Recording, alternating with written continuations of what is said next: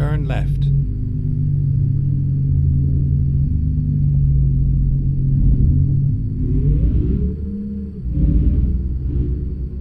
Get ready to turn right.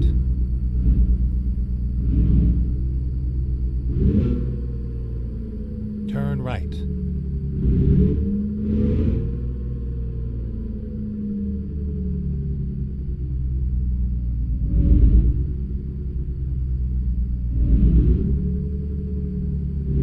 Stay left, and then turn left. Turn left.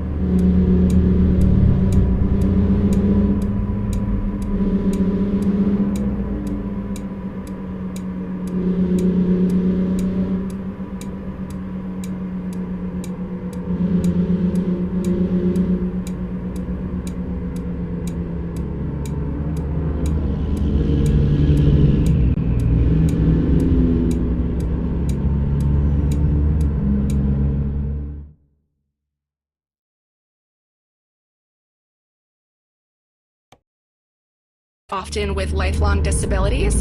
And through years of dedicated boots on the ground, community by community efforts to vaccinate, we drove that virus, the smallpox virus, off the face of the earth. And it has not circulated for 50 years. And what I love about that story is it really shows what we as a global community, as a public health community, can accomplish when we set our mind to these big goals and have the funding and the political support to go after them. And, measles too, we successfully eliminated it, and I would hate to see that take a step backward. You said messaging from the federal government isn't as clear as it needs to be. Of course, HHS Secretary Robert F. Kennedy Jr. has a long history of vaccine skepticism. Earlier this week, he said the MMR vaccine is the most effective way to prevent the spread of measles. Do you think that message did what it needed to do? I think we need to keep it coming. The information landscape is very fractured. People get their news from all sorts of places. They tune in, they tune out. And so reaching people is really about communicating frequently and clearly. And so I'm really heartened to hear that message from Secretary Kennedy, but I do think it needs to become a pattern or a cadence of that kind of messaging. And on funding, we have seen widespread cuts across the government, including in the public health establishment. Do you think that is going to trickle down to states that need resources to fight measles outbreaks? Absolutely, and I wouldn't be surprised if it already has. There were cuts to public health programs that directly affected states and local public health governments. They have had to lay off personnel as a direct result of those cuts. And I think we'll continue to see more. And I think as funding declines, we'll see more and more of these preventable outbreaks resurging. Just to return to the question of whether a country is declared to have measles eliminated, if you've got children dying of the disease, if you have regular outbreaks, if you are not doing everything that could be done to fight this disease, why does it matter whether it is officially, formally declared to have been eliminated or not? Well, we care most about what's happening on the ground. So as you know, the fact that there are children who are dying of this preventable infection and there are dozens of people who have been hospitalized, that's really the thing that matters. But elimination status is a reflection or a testament to our ability to control these preventable viruses. And so losing elimination status would be a blow because it signals that something's gone wrong with our public health system. That's Dr. Caitlin Rivers from the Johns Hopkins Bloomberg School of Public Health. Thank you very much. Thank you. Immigration judges are a little different from most judges. They actually work inside the executive branch at the Justice Department, not the judiciary. And they're the ones primarily responsible for making decisions on immigration law. They dictate, for example, whether someone should be allowed to remain in the U.S. or be required to leave. These judges and their staff are caught in the crosshairs of President Trump's twin efforts to increase deportations and reduce the size of the federal government. NPR's Jimena Bustillo has been following all of this. Hi there. Hi, Juana. So, Jimena, when President Trump came into office, he wanted to enact this mass deportation plan. So tell us where immigration judges fit into all of that. Well, there are about 700 immigration judges nationwide, and when someone is placed into deportation proceedings, immigration judges hear their case. People get the chance to try and claim asylum or argue that there's a reason that they should not be deported. But for several presidencies, there has been a growing backlog of these cases, 4 million to be exact. Greg Chen from the American Immigration Lawyers Association says Congress has funded more law enforcement agents than they have judges. And that number of cases of apprehensions are going into a court system that can't keep pace. But immigration judges are pretty important here. They're the only ones that can do something like revoke a green card. They are also among the few who can grant asylum and grant protections from being deported. They can also officially approve a removal. Okay, so as you point out, they are this really important part of the deportation process, which Trump says he wants to ramp up. But to kick off his term, he also fired more than 24 of these judges. Tell us more. That's right. Within Trump's first month, he fired those judges, and over 100 people who work in immigration court in general had been fired or had accepted the so-called fork in the road option. You might remember this as the offer given to some federal employees to be paid through September if they agreed to resign. The people fired included judges as well as schedulers, lawyers, and interpreters. Immigration enforcement operations were excluded from staff cuts, hiring freezes, and they were not allowed to take this resignation offer. But that exclusion did not apply to judges. Matt Biggs, the president of the union that represents immigration judges, argues that these judges should have never been on the chopping block. For this president to campaign on deporting immigrants on the one hand, and then he turns around and fires the judges that are supposed to hear the cases on the other hand, it's a head scratcher. Neither DOJ nor the Office of Personnel Management responded to a request for comment on the firings. So let me ask you this. Will not having enough judges hurt President Trump's goals of increasing deportations? In short, yeah, it might. There are some high-profile cases of people who Trump deported without giving them a chance to go before an immigration judge. But most people still have to use the system. Lawyers and former judges told me that already each judge can hear between 500 to 700 cases a year. And that seems likely that the backlog will only grow. Here's Chen again. And the fact that now we have a huge number of staff that are removed means that the courts are not going to be able to hear cases quickly or efficiently. It can take a year to fully recruit, hire, and onboard a new judge. And that comes on top of the years that an asylum case, for example, may take to be litigated. And the Justice Department still has not opened the positions to backfill those who have been laid off. NPR's Samantha Bustillo, thank you. Thank you.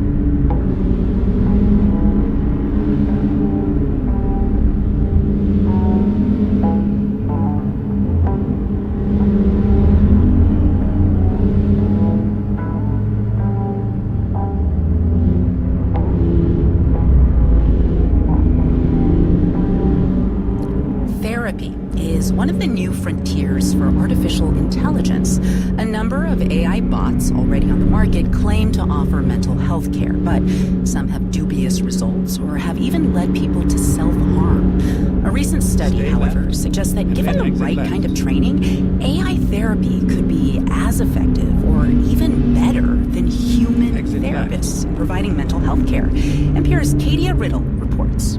There just aren't enough mental health professionals to go around. Nick Jacobson is a clinical psychologist and one of the researchers at Dartmouth College who worked on this project. I think one of the things that unfortunately doesn't scale super well is humans. For every 340 people in the U.S., there is just one mental health clinician. Jacobson and his colleagues thought, since we can't manufacture more human therapists, why not train an AI bot in the best therapeutic practices?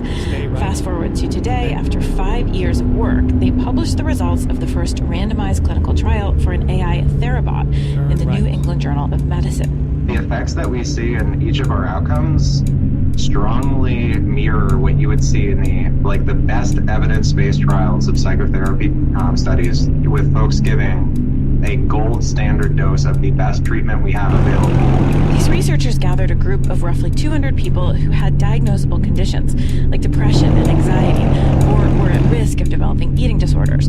Half of them worked with AI therapy bots. Compared to those that did not receive treatment, they showed significant improvement. So people were really developing this strong relationship with this, an ability to trust it and feel like they can work together on their mental health symptoms. Another advantage of AI therapy, people could talk to their bots at all hours for as long as they wanted. The American Psychological Association has raised the alarm recently about the dangers of using unregulated AI therapy bots.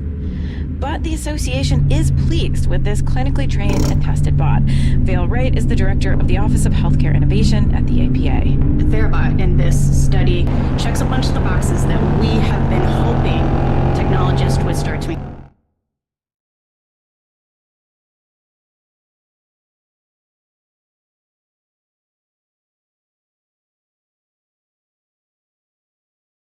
Purposes of addressing mental health issues. This bot won't be widely available until it's health providers. Human therapists need not be intimidated by their AI counterparts. I don't think humans need to be concerned that they're going to be put out of business. She says we need all the quality therapists we can get, human or bot. Katie Riddle, NPR News.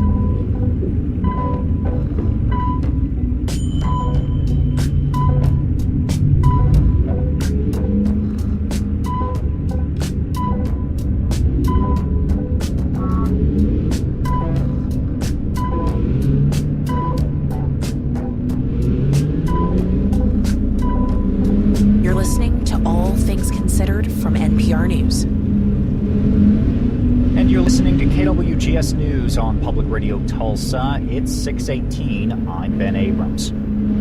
President Trump's tariffs have generated economic uncertainty throughout the country, and Tulsa city government is feeling it too. City Parks Director Anna America said at a meeting last week that Trump's 25% tariff on steel and aluminum is driving up the cost of playground equipment. People are nervous. We've had a number of instances where someone has told us these costs will go up on such and such a date. So when we get that information, we try to prioritize moving forward if we can. America said the Parks Department budget has increased, quote, almost across the board because of rising costs of construction materials. And it isn't just the Parks Department that's dealing with the uncertainty. Bank of Oklahoma chief investment strategist Steve Wyatt says housing developers and automakers are bracing for cost increases too, among many others.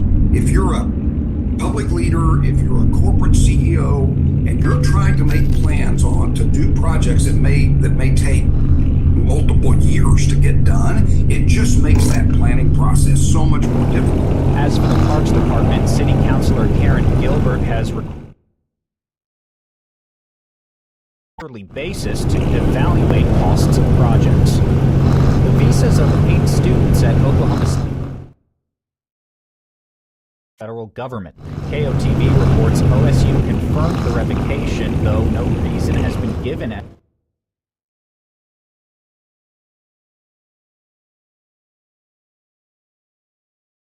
Administration has revoked the visas of many foreign students across the country.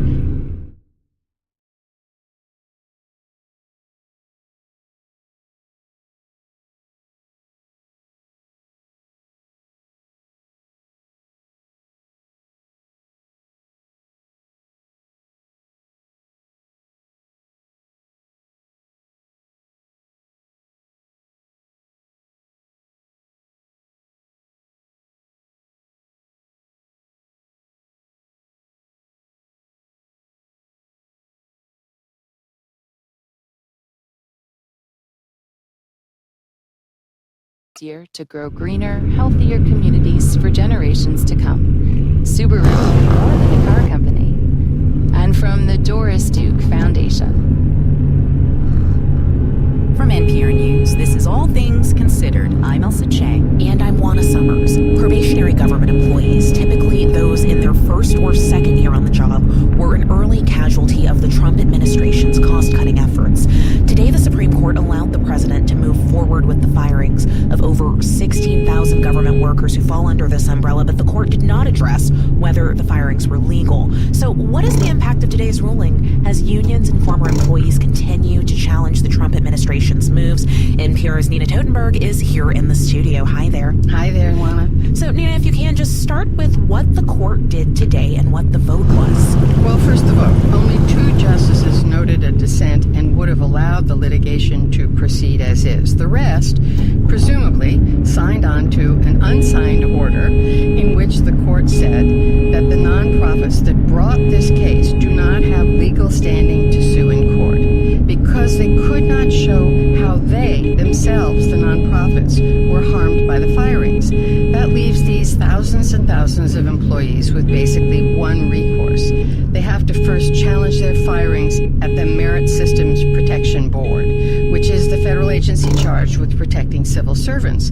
And that's going to be very difficult to do if they have to bring individual challenges to their firings. It'll take forever and it'll be costly. Okay, so if it's challenging to bring individual challenges to their firing, I wonder, is there a systemic way for these employees to do so? Yes, the MSPB allows groups of employees to be certified as a class. So it's a class action suit on behalf of themselves and others who are in the same category of employee. And so far, there have been more than 10,000 such class certification requests since October, and the vast majority, of course, have been filed since February when the Trump administration and its Doge helpers began firing people. As I understand it from people I've talked to at the Merit Systems Protection Board, they think they can deal with all of these class actions by the end of the year, and that's the outside date. Okay, but Nina, if we're talking about more than 10,000 appeals, I can just imagine the sheer number alone that would create a really sort of arduous and difficult process. So how would the Merit Systems Protection Board even begin to start working their way through all of this? Well, the MSPB has administrative judges in every region of the country, and it typically has its more senior and experienced judges make the decisions with respect to class certifications. And when I gave you the 10,000, that includes probably large groups of people who could possibly be certified as a class. And the judge's eventual decisions can be appealed to the MSPB board, as I understand it, but the judge's decisions become final in 35 days without some intervening action. And one other thing with regard to this, the MSPB board didn't even have a quorum until yesterday, and the two board members who were there for the moment, because the president's trying to fire one of them,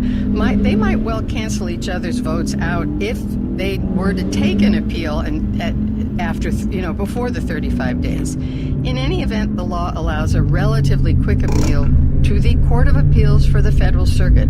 You, like I, am learning a lot of things about procedural due process. Sure. And they get their day in court too. And if the Trump administration doesn't like the outcome, it can appeal once again to the Supreme Court. Only this time there would be standing. And of course, all of this takes time. And unless the MSPB orders people reinstated relatively quickly, and even if they do, it's going to take time. NPR's Nina Totenberg, thank you so much. Thank you, Juana.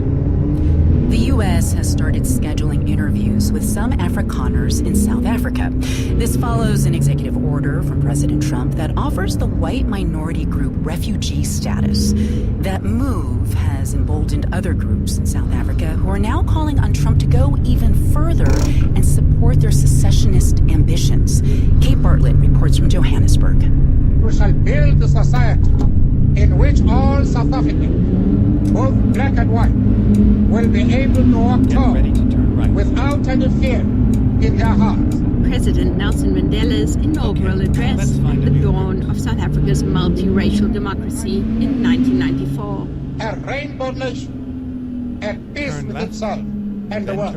Then, as now, not everybody wanted a rainbow nation. Trump's return to power and his false claims that the South African government is persecuting white Afrikaner farmers has shaken South Africa to its post-apartheid core. It's galvanized many Afrikaners, the descendants of mainly Dutch colonists, like singer Steve Hofmeyer, who released this Afrikaner Pride anthem earlier this year. Our call to the United States government is a very clear message. Help us here. Youth Strydom is the leader of Orania, a white-only enclave of some 3,000 Afrikaner nationalists in South Africa's semi-desert Karoo region that was set up at the end of apartheid. But Trump's championing of white Afrikaner farmers has given Orania new impetus to a push for secession. The only stable and sustainable future is recognizing us as a people. Now, President Trump already did that in his executive order by specifically referring to Afrikaners. The next logical step is to recognize a territory. Though secession is wildly improbable, the issue has reopened old racial wounds. Fikile Mbalula, Secretary General of the ruling African National Congress Party, couldn't hide his anger when responding to recent reports that U.S. officials are proceeding with their plan to process Afrikaners who want to move to the States. The refugee centers, that is just madness, that you can build refugee centers in a country as peaceful as South Africa. There is no evidence Afrikaner farmers, who are still among the most privileged groups in South Africa, are being persecuted, as both Trump and his South African-born advisor Elon Musk have claimed. Now, the small Cape Independence advocacy group is heading to Washington this month to lobby the government to support its push for a referendum on whether the wealthy Western Cape province should secede. Cape Independence is a desire of South Africa's Western Cape province, which is one of 9 in South Africa and the one which contains Cape Town, to break away from the Republic of South Africa to form its own democratic state. The Fringe Group's co-founder, Phil Craig, says he believes an independent Western Cape, or what's been dubbed Cape Exit in a nod to Brexit, would be more sympathetic to the Trump administration's foreign policy goals than the current South African government. The Western Cape would be far better off as an independent country. They're facing many challenges, and these include chronically low economic growth, chronically high unemployment, 142 race-based policies. But South African President Cyril Ramaphosa takes, quote, a very dim view of secessionist groups, said his spokesman Vincent Magwenya. These groups who are heading to Washington do not represent the majority of South Africans, whether it's the Orania movement or it's AfriForum or it's this Cape Independence advocacy. Most citizens, he says, still believe in Mandela's dream. For NPR News, I'm Kate Bartlett in Johannesburg.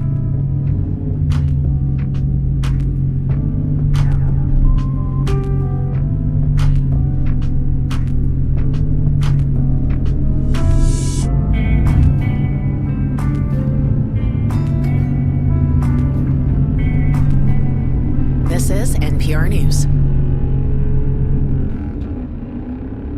On the campaign trail, Donald Trump made cognitive testing an issue, even after President Biden dropped out. We should have cognitive tests for anybody that runs for president.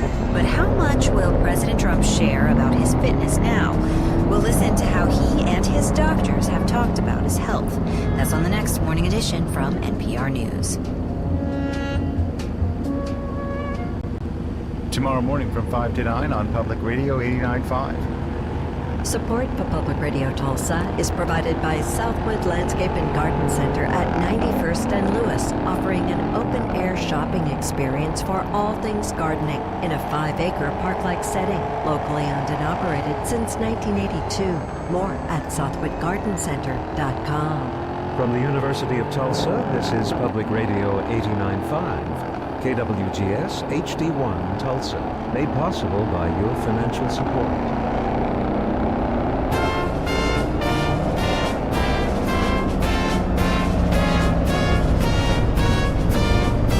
It's All Things Considered from NPR News. I'm Juana Summers. And I'm Elsa Chang. Jennifer Weiner's new novel explores the relationship between two estranged sisters who were once bandmates. With sisters, with friendships, certainly with mothers and daughters, there's a lot of nuance there. First, the news. Live from NPR News in Culver City, California, I'm Dwayne Brown. House Speaker Mike Johnson is forging ahead with a plan to have the chamber vote on the Senate's budget resolution tomorrow, despite not yet having the votes to pass it. NPR's Barbara Sprunt reports the intra-party dispute is a litmus test of sorts. The Senate has passed a budget framework, a key step in unlocking much of President Trump's agenda. But to move forward, the House also has to pass it. And members say they don't think it currently has the votes. Deficit hawks, like Texas Congressman Chip Roy, say the Senate version doesn't include enough spending cuts alongside tax cuts. The Senate budget does not reduce deficits. The Senate budget would increase deficits. Speaker Johnson wants to get the final bill to Trump's desk by Memorial Day. The president has previously helped whip support among holdouts for his priorities and may be doing so again now. Barbara Sprunt, NPR News, the Capitol. The death toll from flooding in Kentucky has risen to 4, and the extent of destruction is still unknown. As Karen Czar, member station WUKY reports, emergency crews and volunteer groups are still trying to help those who have been impacted. Too much water on the ground has led to not enough water to drink. Pumping stations and water treatment plants in several Kentucky cities and towns are on the brink. At a park in Georgetown, hundreds of cases of bottled water are stacked and being handed out from a picnic shelter. In the Seniors Center across the parking lot, John Sternberg with the Red Cross helps people who have lost everything settle in. These people, they are not going to be able to go back where they were. Governor Andy Beshear says plans are in place with FEMA to begin helping current storm victims as soon as the president approves his request for individual disaster assistance. For NPR News, I'm Karen Czar in Lexington. This is NPR. Ukraine's president has officially confirmed the presence of Ukrainian troops in a Russia region that borders his country. As NPR's Polina Litvinova reports, this comes as Ukrainian forces conduct operations in border areas. President Zelensky's statement is the first public confirmation that Ukrainian military are fighting in Russia's Belgorod region. In a video address, he called the presence of Ukrainian troops in Russian territory, quote, absolutely just. He says the war must return to where it came from. According to Zelensky, the main purpose of the operation in Russia's border areas is to protect Ukraine's northeastern regions, which are being shelled from Russian territory. Polina Litvinova, NPR News, Kyiv.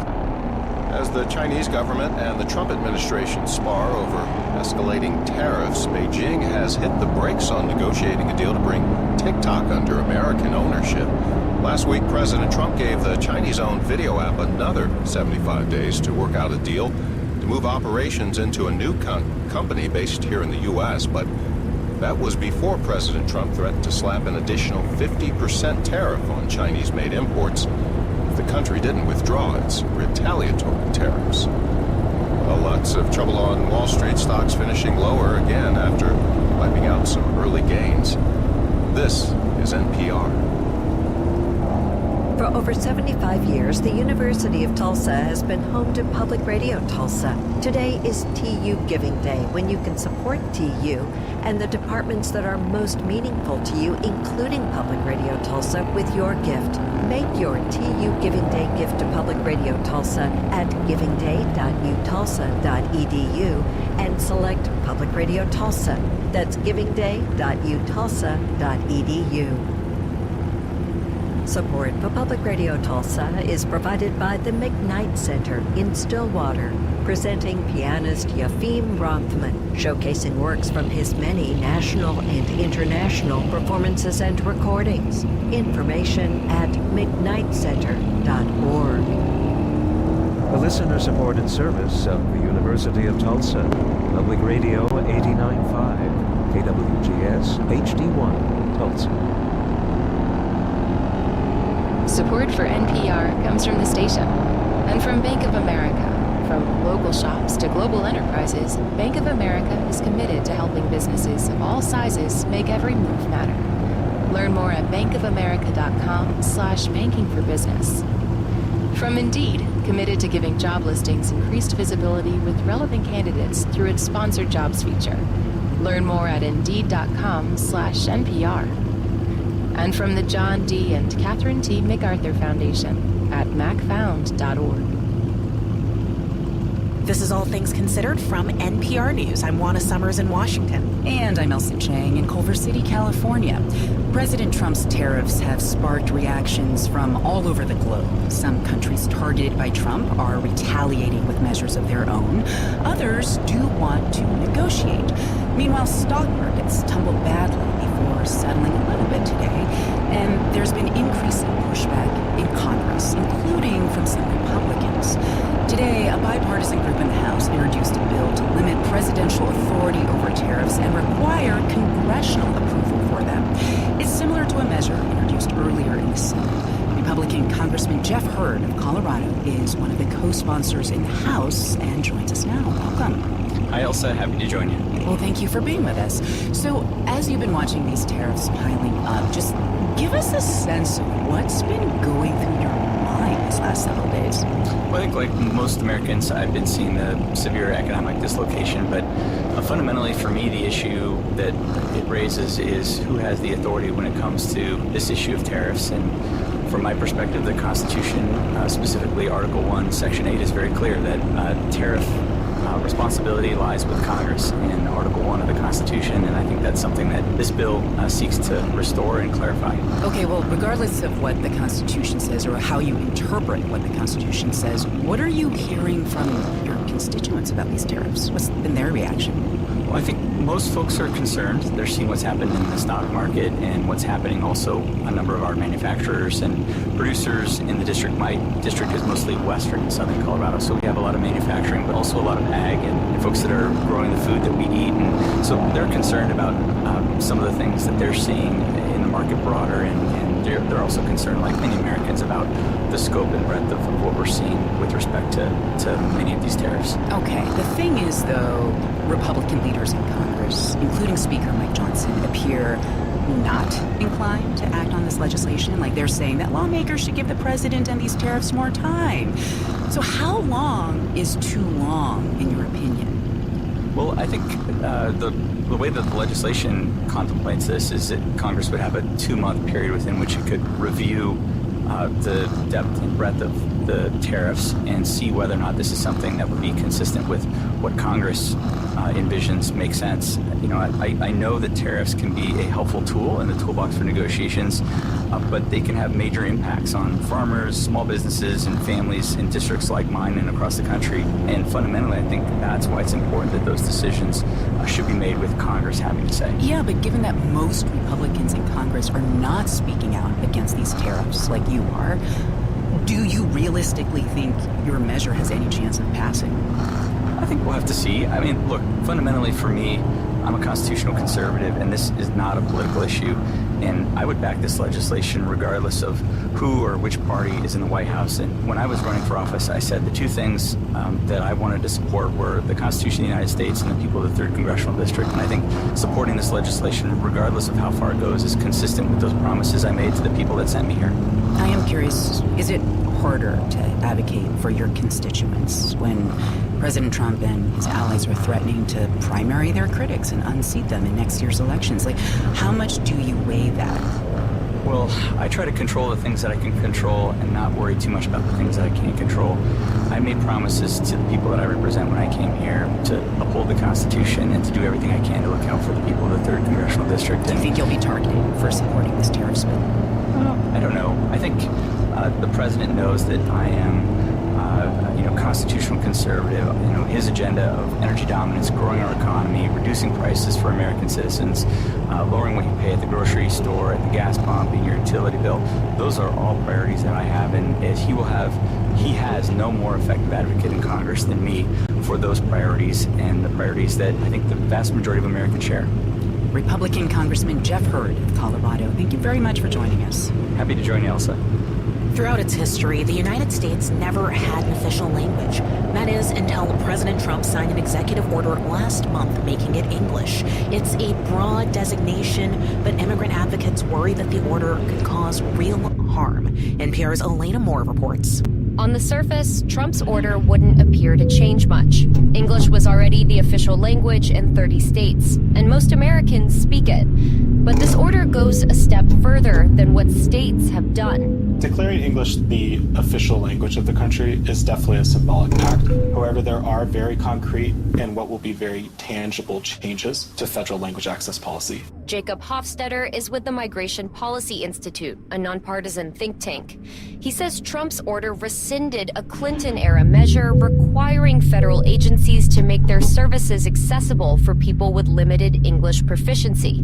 That could mean providing interpreter services and translation support as folks navigate the court system, apply for Social Security, or access public health information.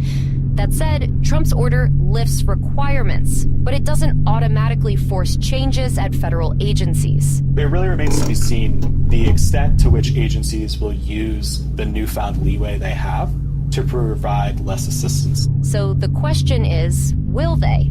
Advocates are worried. It definitely is sending the message that federal agencies and others no longer have to provide language assistance. Marita Etkubanez is with the group Asian Americans Advancing Justice. I think we can expect that they will follow the guidance of the president. So it might not be immediate, but I don't think we should wait around and see. Advocates have already noticed small changes, pointing out that multiple agencies have trimmed or removed some of their language accessibility policies from their websites. But it's unclear what that means for current services. We kind of feel like we're in this holding pattern where we're holding our breath. Ben Carl is a spokesperson for the American Translators Association. He worries this larger order may tarnish some of the country's multilingual history. Folks who don't speak English well are a vital part of the fabric of American society, and we fear that they will feel less included because of this. To the White House, this order isn't about exclusion. Trump's Deputy Chief of Staff, Stephen Miller, told Fox News that having an official language increases unity. It promotes integration. It promotes national identity. Two words we shouldn't be ashamed of. The new order comes as the Trump administration carries out a hardline immigration policy centered around reducing illegal immigration. Trump has vowed to carry out mass deportations.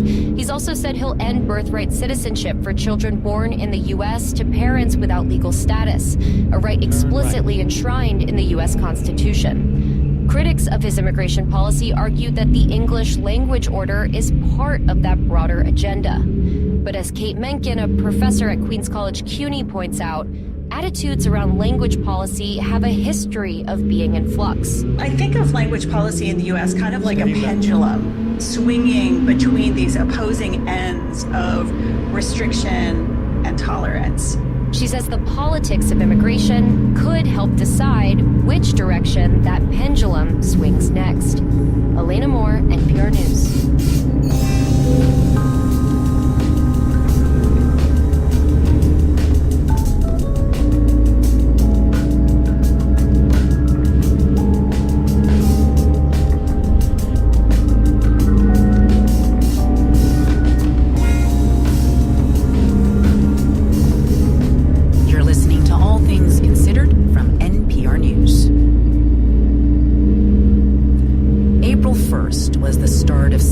Assault Awareness Month. It is also the day that the Department of Health and Human Services fired the teams that work on sexual assault prevention. As NPR's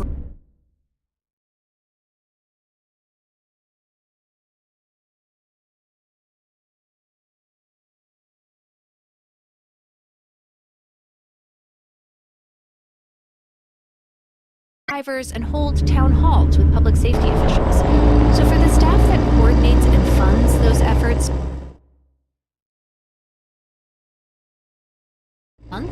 it just was like, really? Now we have no federal partners. That is a health official in a Midwestern state. NPR agreed not to name her or specify her state because she fears retribution for speaking publicly.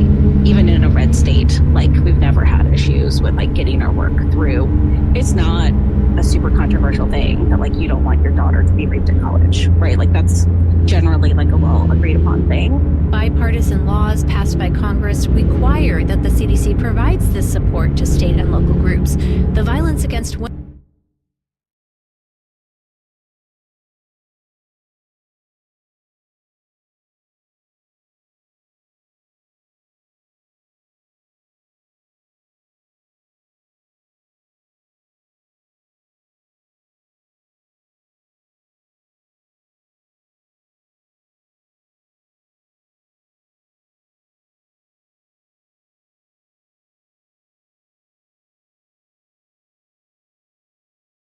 funds, then, like, we're not sure if we'll have the money to actually pay for our staff, like if we'll be able to draw down our funds. As an example of its work, CDC has helped fund and evaluate hotspot maps. A college asks its students to mark on a campus map where they feel unsafe and vulnerable to sexual assault, and then the school can take actions like adding lights to a dark stairwell or increasing buses at certain times to reduce overcrowding. Here's one of the fired CDC researchers who asked not to be named for fear of retribution for speaking to the media. We have the ability, we have the infrastructure, we have the expertise to figure out what works to prevent sexual violence. Lynn Rosenthal was HHS Director of Sexual and Gender-Based Violence under the Biden administration and has also worked as an advocate with the National Network to End Domestic Violence and as the director of a local rape crisis center. Decades, literally, of work will be lost as a result of the Division of Violence Prevention being wiped out in this way. She explains that the reason why there is a federal role in preventing and intervening in domestic violence and sexual assault is because states needed help with funding and program design and evaluation and asked for federal action. Rosenthal says that the CDC teams were invaluable to work happening on the ground. They're the go-to. They're where we all go as advocates and government officials to learn what's working, what's not working, what should we try. Since the rape prevention work at CDC is required by laws passed by Congress, NPR asked HHS what would happen, whether a new team would take over administering the funding and doing this work. In a statement, HHS responded, quote, All statutorily required positions and offices will remain intact, and as a result of the reorganization, will be better positioned to execute on Congress's statutory intent. HHS did not provide details on how that would work. Selena Simmons-Duffin, NPR News, Washington.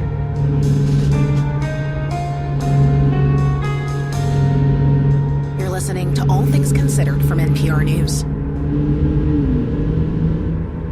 And you're listening to KWGS News on Public Radio Tulsa. It's 6:48. The first cohort of Tulsans completed their Neighborhood Academy courses last night at Martin Regional Library. The Neighborhood Academy was established last fall by the city to improve community organizing within the greater Tulsa area.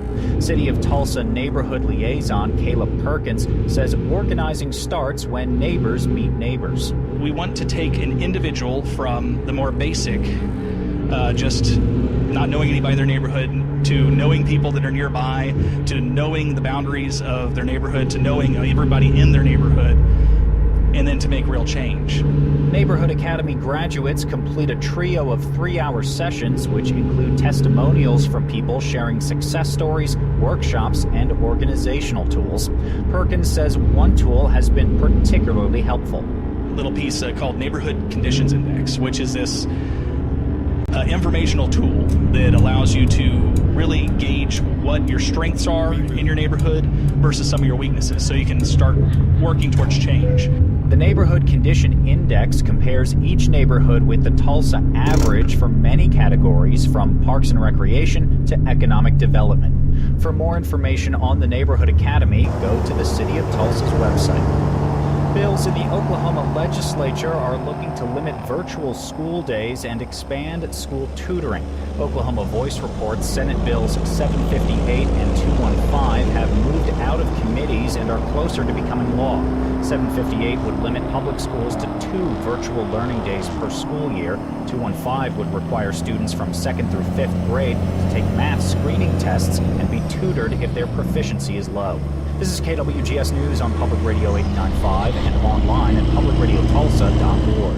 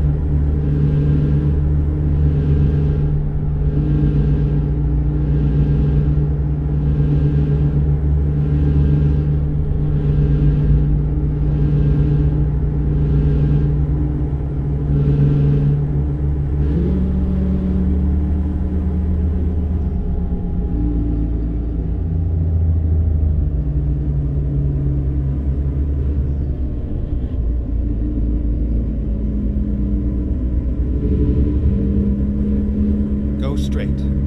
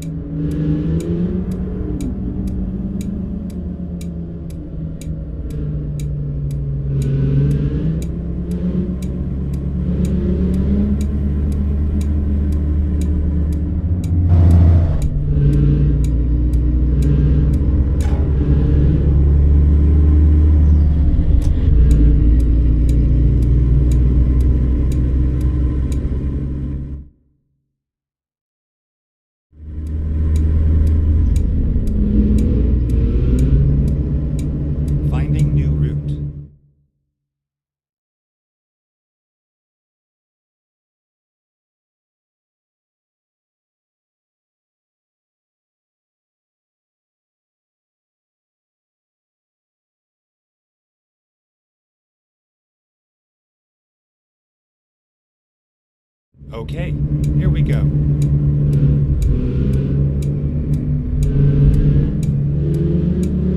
Get ready to turn left.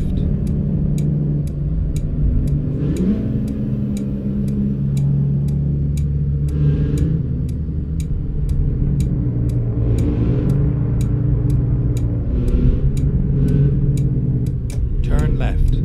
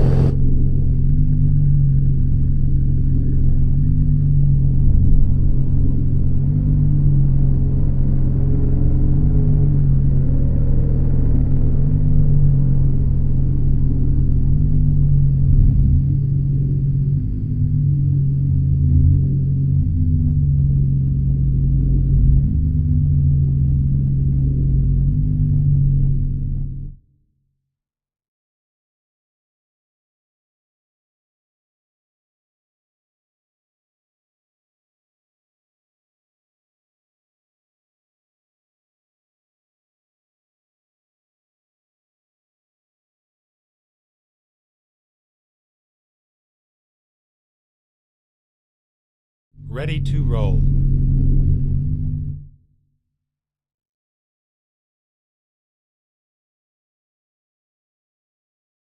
Let's do this.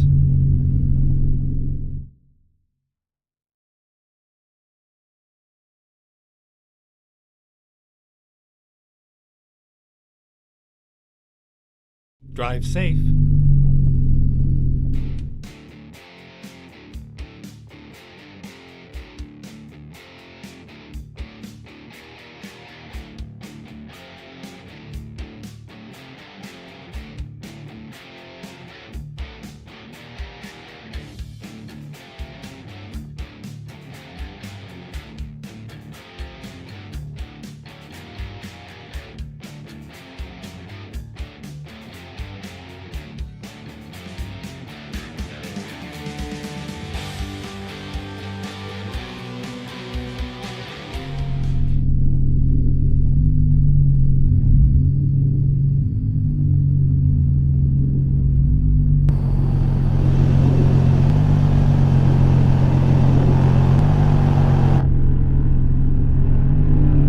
Turn left.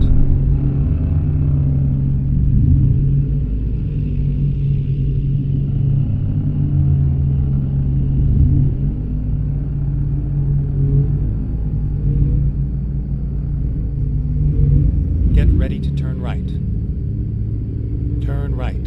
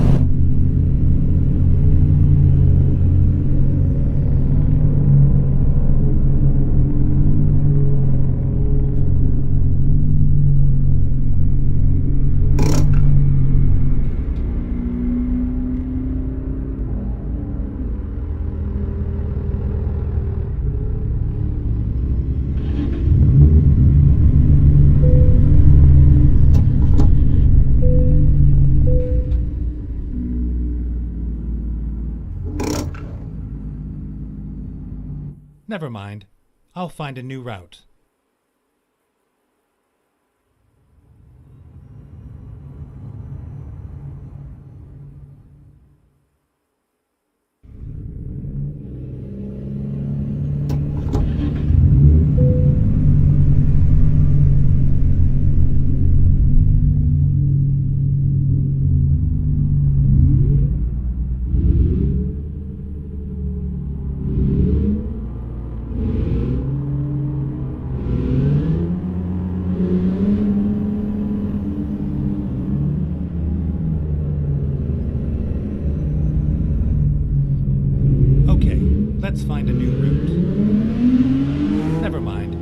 I'll find a new route.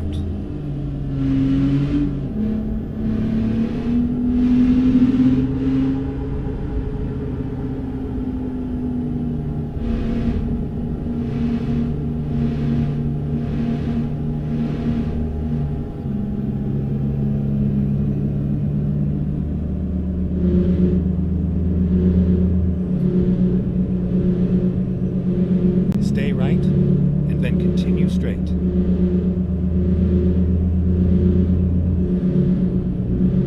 Go straight.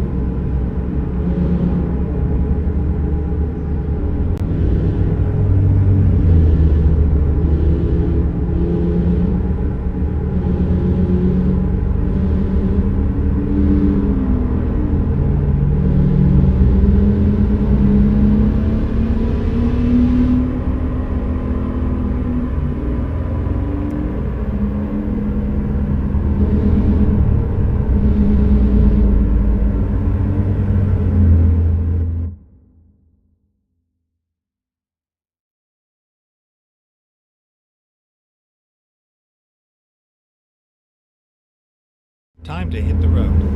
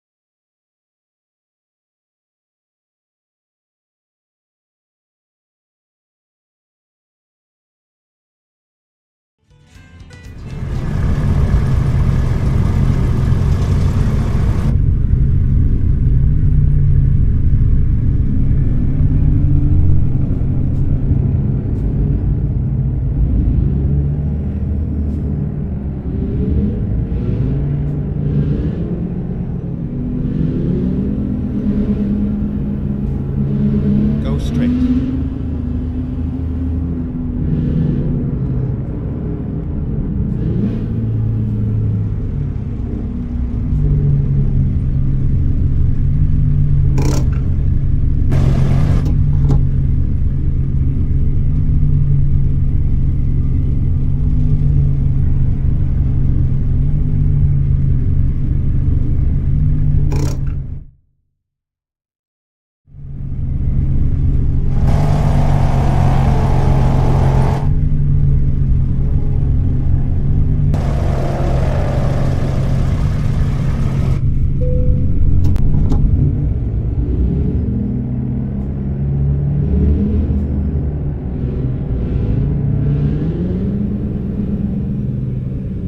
Go straight.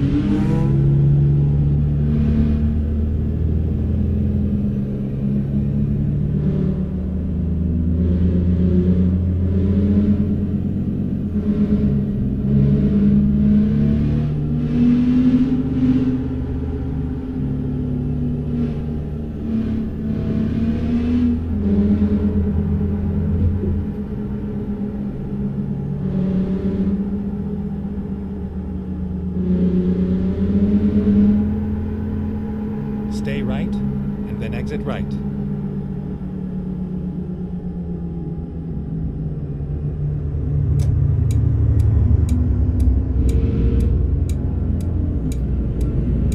Exit right.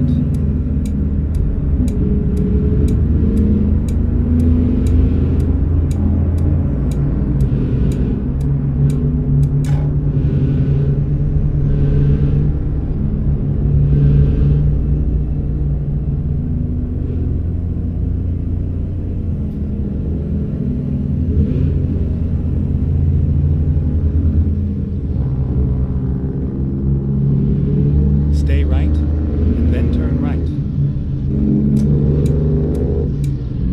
Turn right. You have arrived at your destination. Your route guidance is now finished.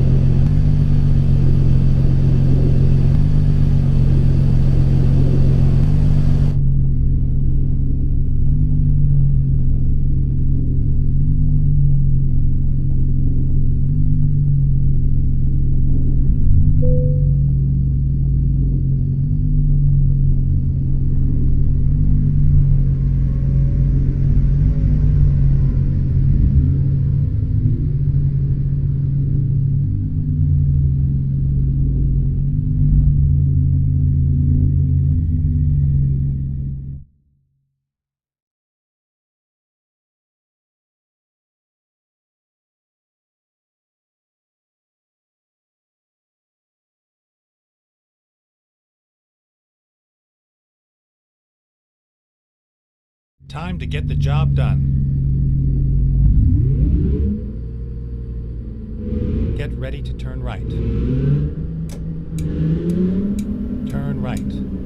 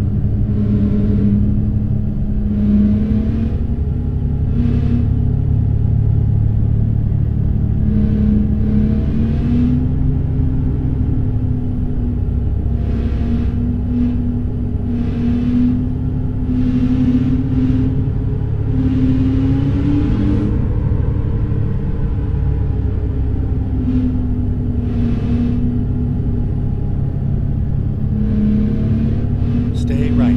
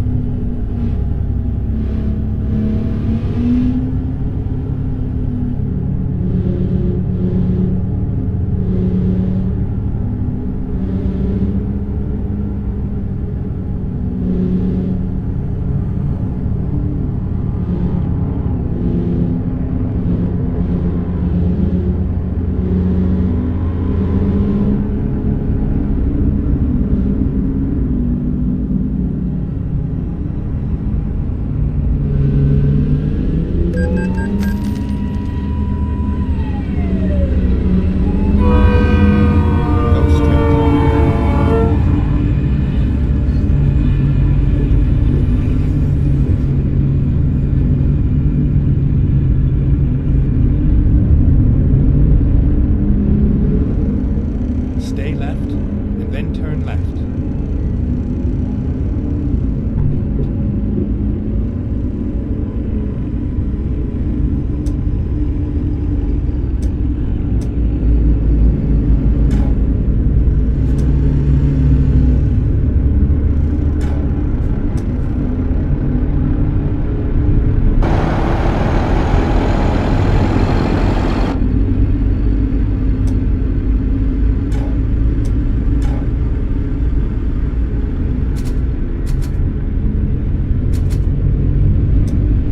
Turn left.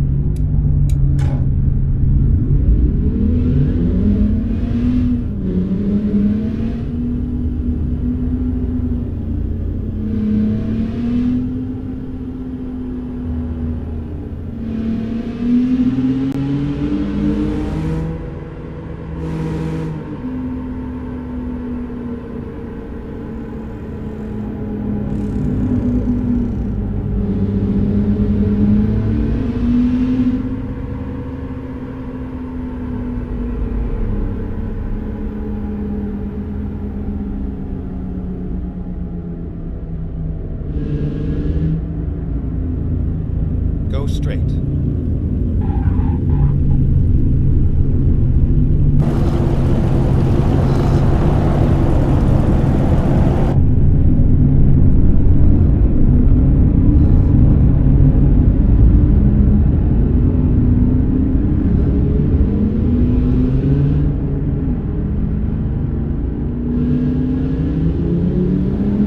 Stay left, and then turn left.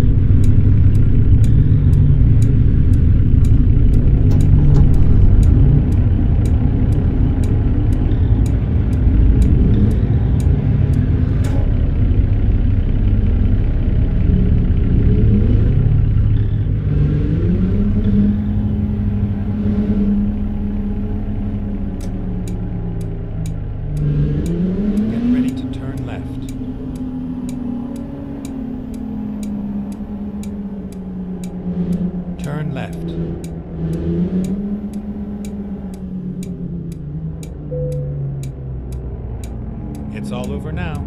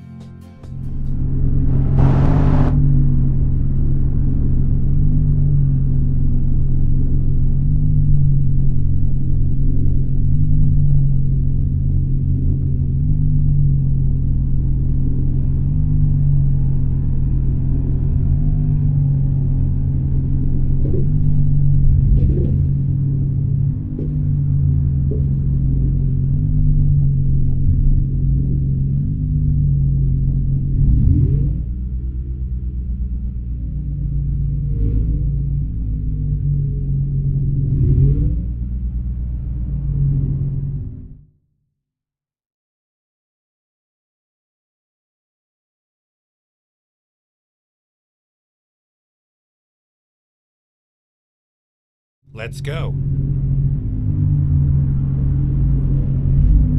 Go straight.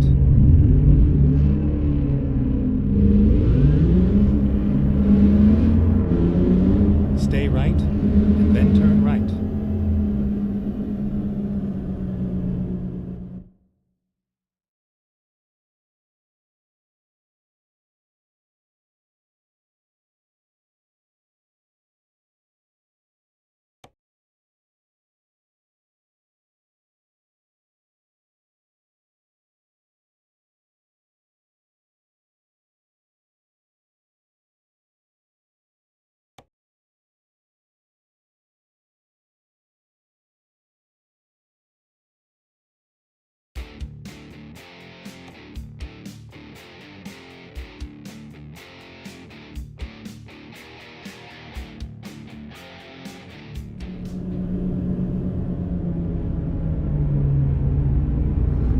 Turn right.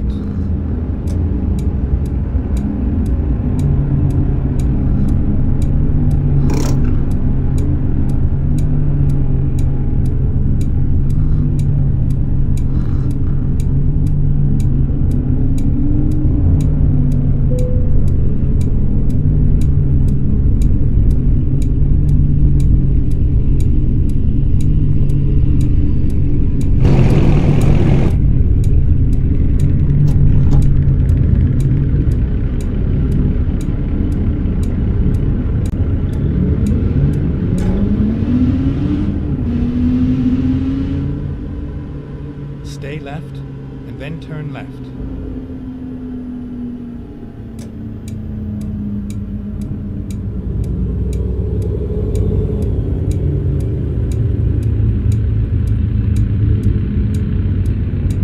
Turn left.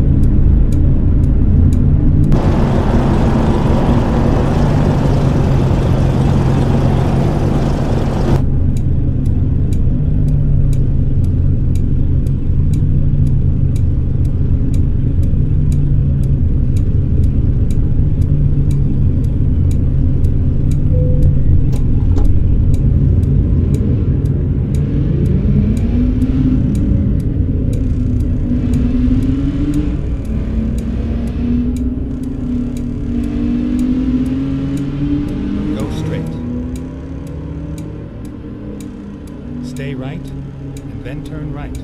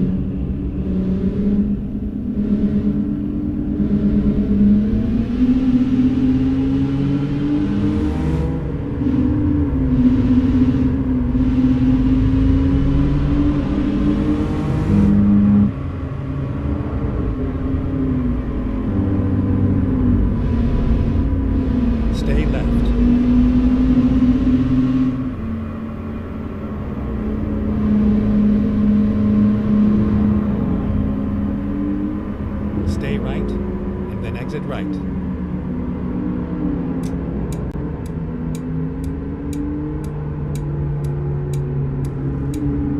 Exit right. Stay left, and then turn left. Turn left.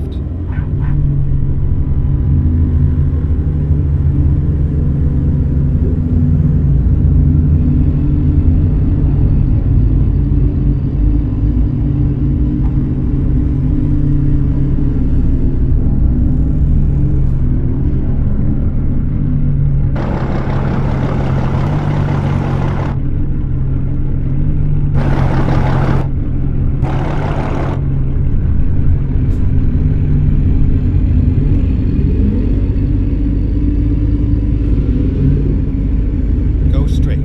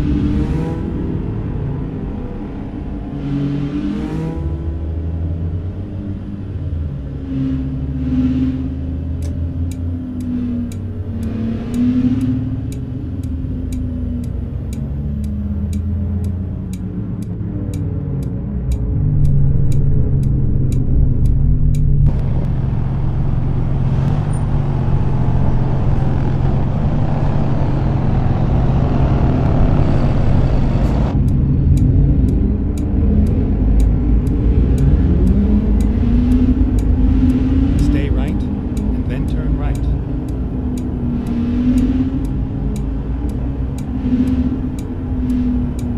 Turn right.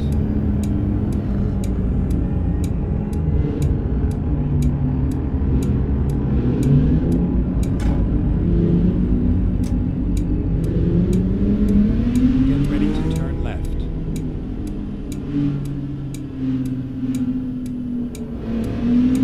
Turn left, and then continue straight. Go straight.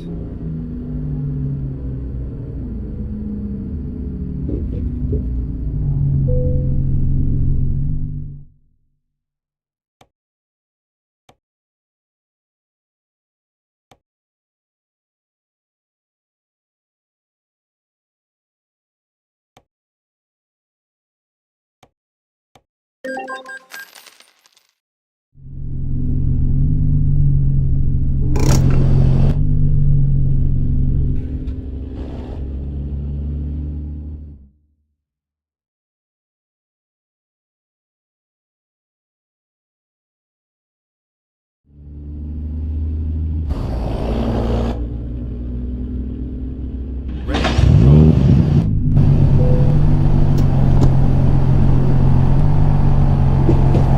Go straight.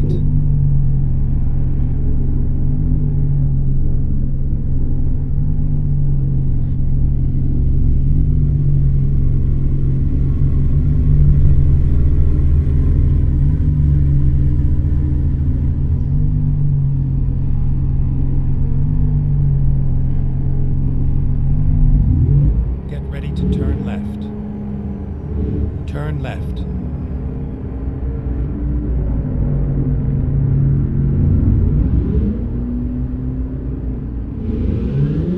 Stay right, and then continue straight. Stay right, and then continue straight. Go straight.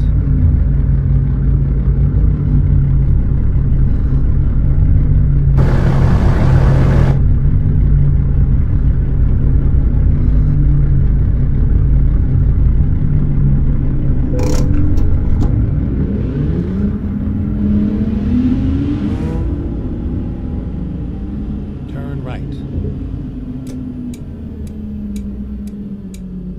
Finally, we are here.